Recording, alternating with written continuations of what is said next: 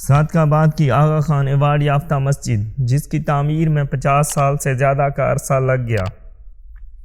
ویسے تو پاکستان میں کئی تاریخی مساجد اور عبادت گاہیں موجود تھیں جو اپنی تاریخ یا حسن تعمیر کی وجہ سے مشہور ہیں، لیکن شاید بہت کم لوگوں نے اس مسجد کا ذکر سن رکھا ہے جسے بنانے میں 50 سال لگے۔ یہ ذکر ہے بھونگ مسجد کا، جس کے ڈیزائن، طرز و تعمیر، خوبصورت خطاطی کی وجہ سے سن 1986 میں اسے آغا خان ایوارڈ برائے اسلامی فن تعمیر بھی دیا گیا۔ لیکن اس مسجد کی تاریخ کیا ہے اور اسے مکمل کرنے میں اتنی دیر کیوں لگی، جاننے کے لیے مکمل ویڈیو ضرور دیکھیں۔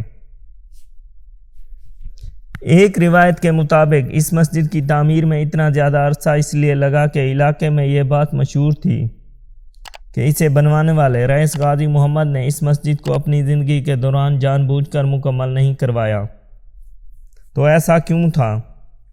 رئیس غازی محمد کا تعلق انڈر قوم سے تھا جو راجپوتوں کی ایک شاخ تھی۔ جیسلمیر اور بیکانیر دور حاضر کا راجستھان کے علاقے پر حکمران رہے۔ ان کے وارث اعلیٰ محمد جیہ مرحوم اقامت گزین ہو گئے تھے، جنہیں مشہور سہروردی بزرگ حضرت شیخ بہاؤالدین ذکریہ ملتانی رحمۃ اللہ علیہ کے خلیفہ مزاج حضرت پیر موسیٰ نواب سے شرف بیعت حاصل تھا۔ ایک دن جب رئیس غازی محمد اس مسجد میں نماز ادا کر رہے تھے تو انہیں احساس ہوا کہ محل کی شان و شوکت مسجد سے بڑھ گئی ہے، تو انہوں نے اسی وقت استغفار کیا اور تقریباً دگنے رقبے پر ایک نئی مسجد بنانے کا فیصلہ کیا۔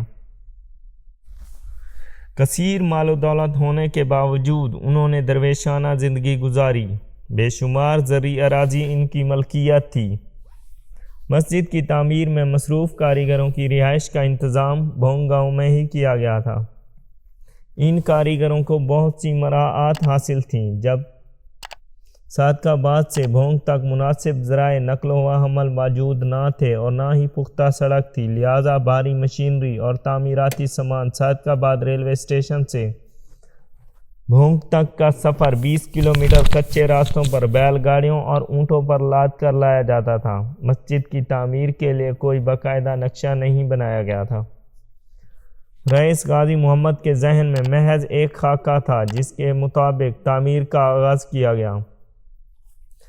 رئیس غازی محمد مختلف ممالک میں جاتے اور وہاں کی مساجد دیکھتے اور جو چیز پسند آ جاتی اس کے مطابق مسجد کی تعمیر میں تبدیلی کرواتے رہتے۔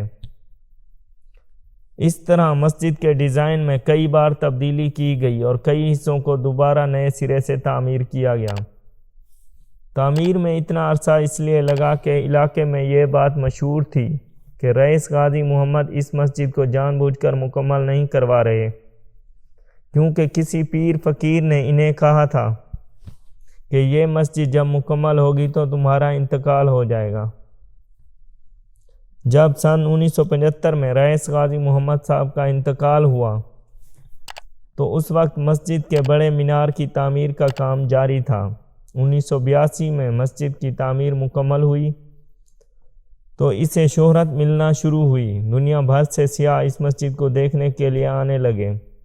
سن 1986 میں اسے تعمیرات کے شعبے میں آغا خان ایوارڈ بھی دیا گیا۔ 12 مئی 2004 کو حکومت پاکستان نے اس مسجد کی تصویر والا ڈاک ٹکٹ بھی جاری کیا۔ بھونگ مسجد میں ایک وسیع دارالمطالعہ، مدرسہ اور وہ حجرہ بھی موجود ہے جہاں رئیس غازی محمد عبادت کیا کرتے تھے۔ مسجد کا مرکزی دروازہ مشاہد ایران میں امام رضا کے مزار کے صدر دروازے جیسا ہے۔ سیڑھیاں چڑھنے کے بعد مسجد کا صحن شروع ہوتا ہے جو سنگ مرمر اور سنگ سیاہ سے آراستہ ہے، جہاں ایک وقت میں 2000 سے زائد نمازی نماز ادا کر سکتے ہیں۔ مسجد کے مرکزی گنبد پر نیلے رنگ کی ٹائلیں لگی ہوئی ہیں جن میں مینا کاری اور گلکاری کا نہایت نفیس کام کیا گیا ہے۔ عمارت کے محرابی دروازوں میں قرآنی آیات تحریر کی گئی ہیں۔ مرکزی دروازے کے محراب کے اندر نہایت نفاست کے ساتھ سیخ کو تراش کر آیت الکرسی تحریر کی گئی ہے۔ تمام دروازے ہاتھی دانت کے نفیس اور باریک کام سے مزین ہیں۔ مسجد کی مرکزی محراب کی تزئین و آرائش میں خالص سونا، چاندی اور قیمتی پتھر استعمال کیا گیا ہے۔ مسجد کے مرکزی ہال میں داخل ہوں تو دلکش نقش و نگار اور خوبصورت گلکاری اور منفرد ڈیزائن سیاحوں کو حیرت زدہ کر دیتا ہے۔ یہاں سندل کی لکڑی کا کام اتنی نفاست اور دیدہ ریزی سے کیا گیا ہے جس کی مثال نہیں ملتی۔